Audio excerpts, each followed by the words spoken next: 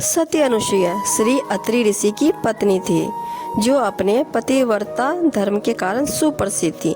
एक दिन देव ऋषि नारद जी भगवान विष्णु जी से मिलने विष्णु लोक में गए।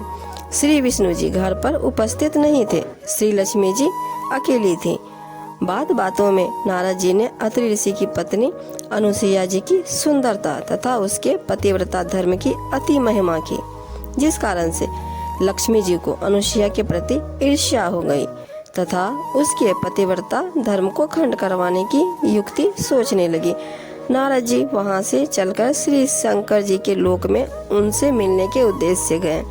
वहां पर भी देवी पार्वती जी अकेली थी, श्री शिव जी नहीं थे। श्री नारद जी ने बात बातों में सती अनुसुईया जी के पतिव्रत धर्म व सुंदरता की अति महिमा सुनाई तथा ब्रह्मा लोक को प्रस्थान किया। देवी पार्वती को अनुसुईया के प्रति ईर्ष्या हो गई। ऐसी पतिव्रता कौन हो गई जिसकी चर्चा सर्व जगत में हो रही है। पार्वती जी भी अनुसुईया के पतिव्रत धर्म को खंड करवाने का उपाय सोचने लगी। नारद जी श्री ब्रह्मा लोक में पहुँचे तो श्री ब्रह्मा जी की पत्नी श्री सावित्री जी घर पर उपस्थित थी। श्री ब्रह्मा जी नहीं थे। श्री नारद जी ने वहाँ पर भी सती अनुसुईया के पतिव्रत धर्म तथा सुंदरता का अति महिमा कही तथा वहाँ से चल पड़े। देवी सावित्री जी भी अनुसुईया से ईर्ष्या करने लगी तथा अनुसुईया के पतिव्रत धर्म को खंड करवाने का उपाय सोचने लगी।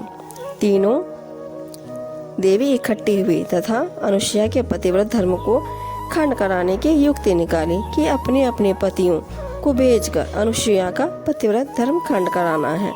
उसे अपने पतिव्रत धर्म का अधिक घमंड है। तीनों देवता ब्रह्मा विष्णु महेश अपने अपने निवास स्थान पर पहुँचे।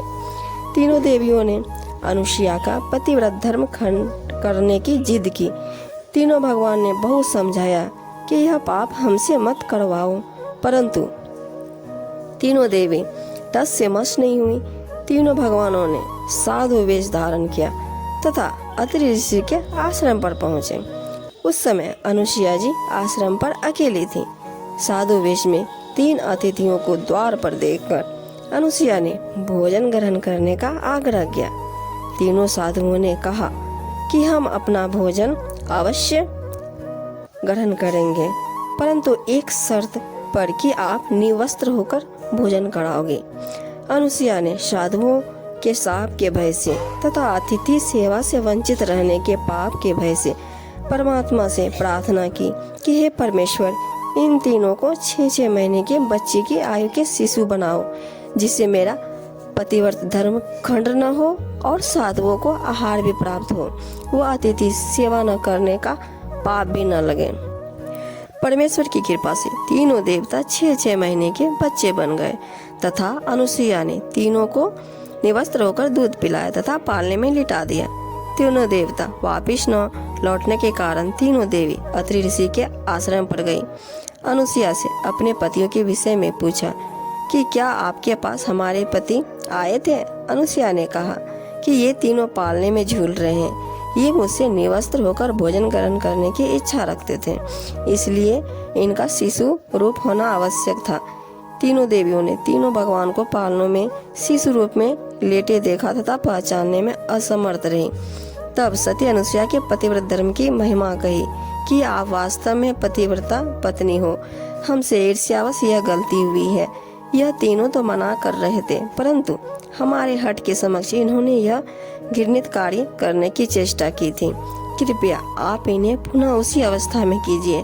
आपकी हम पर आभारी होंगे। अत्रि ऋषि की पत्नी अनुसुईया ने परमेश्वर से अर्ज की, जिस कारण से तीनों बालक उसी ब्रह्मा विष्णु महेश अवस्था में हो गए तथा अनुसुईया की अति प्रशंसा की। अत्रि ऋषि व अनुसुईया से तीनों भगवानों ने वर मांगने को कहा। तब अनुसुईया ने कहा कि आप तीनों हमारे घर बालक बनकर पुत्र रूप में आए। हम निसंतान हैं। तीनों भगवान ने तथास्तु कहा तथा अपनी अपनी पत्नियों के साथ अपने अपने स्थान प्रस्थान कर गए। कालांतर में दत्तात्रेय रूप में भगवान विष्णु का जन्म अनुसुईया के गर्भ से हुआ तथा ब्रह्मा जी का चंद्रमा तथा शिव जी का दुर्वासा रूप में अत्रि की पत्नी अनुसुईया के गर्भ से जन्म हुआ।